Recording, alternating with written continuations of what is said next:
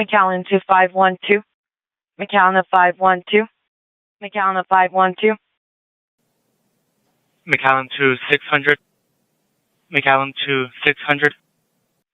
McAllen 2600. McAllen Victor 101. McAllen 2 Victor 101. Victor 101 McAllen. By my authority, Officer Delmiro Garza.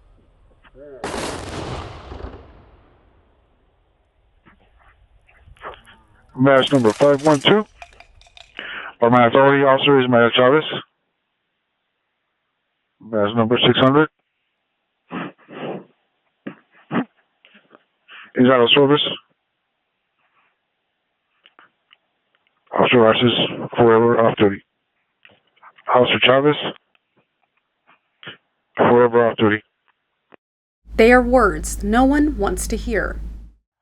This Police Memorial Week, McAllen remembers fallen law enforcement officers in our community and across the Rio Grande Valley. Regardless of rank, agency, or even municipality, the death of law enforcement personnel in the line of duty hits the entire area equally because the region lives as neighbors, as family, as one.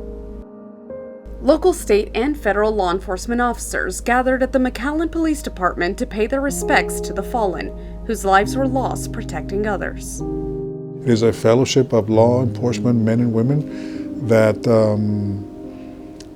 come together in the spirit of public service, in the spirit of helping their communities and honoring those officers that have lost their lives doing so. It's a week of unspoken emotion, support, heartache, and remembrance. You just never expect it to hit your department. There's a wave of emotions that hit you when you lose a member of your brother or sister in law enforcement. I never thought in a million years that it would happen. You know, that you always hear about it with other people, but you don't think it's going to happen to you. And it did. Unfortunately, these words are often spoken by family, friends, and coworkers of law enforcement who died in the line of duty. When you experience a loss like that, it's like getting wounded yourself. And you do recover, you do heal a little bit, but you're never fully healed, you're never fully recovered. In 2020, McAllen officers Edelmiro Garza Jr. and Ismael Chavez were shot and killed while responding to a call. A day their families say they will always remember. It is very hard to relive. It's as if it happened yesterday. I was getting ready for a barbecue, and my daughter was texting me messages. She was already at the hospital, and she was letting me try to fill in the time. They were trying to save him, So I told my wife, we need to get to the hospital quickly. 2 officers down. Sadly, they would not be the last. San Benito, the morning of that incident, I was on the phone with the chief from San Benito. We were sending the help to them that they needed to help based on the experience that we've had. Lieutenant Milton Resendez was recently laid to rest after being shot while assisting in a pursuit. He passed in the line of duty on October 17th of 2023 last year. It's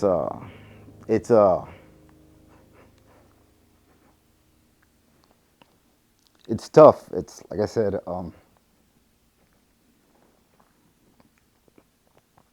we miss him. It's hard, to think about it. But Chief Perea says the community he died for is now working hard to keep his memory alive. It was pretty touching to see all the citizens lined up with flags, kids.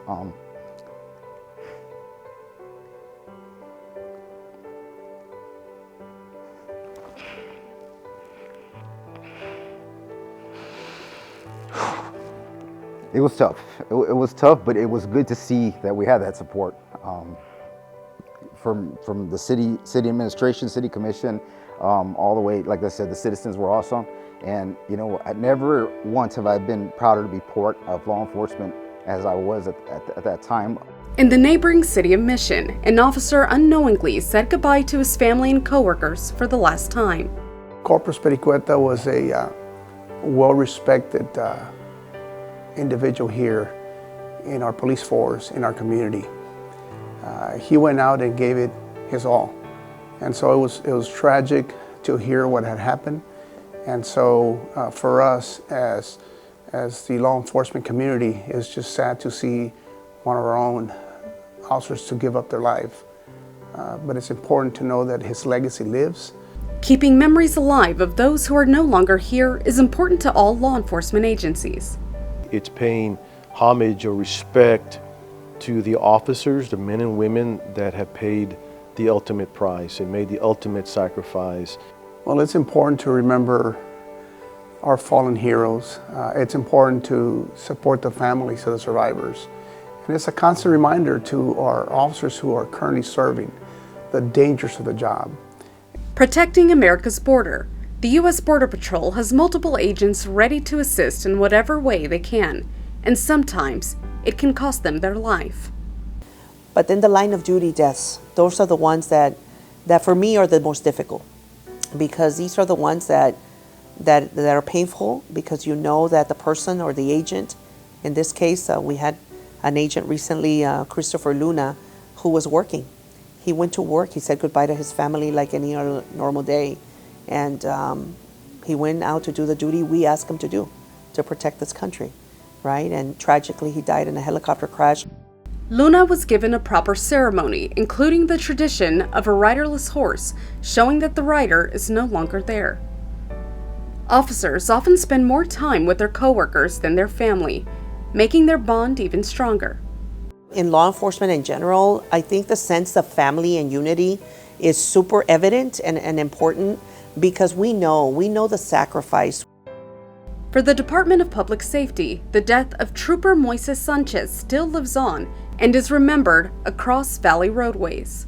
Chief Victor Escalan recalls how the community and other agencies came and stood by each other to remember fallen DPS Trooper Sanchez. It was a beautiful event. There were many agencies there and families to support the Department of Public Safety, to support law enforcement, but most importantly, to support the family. Family. To those whose badges are not in service any longer, their families are still being cared for and supported. Every time I see somebody that passes away the way my brother did, I just want to hug those people, because there's no words.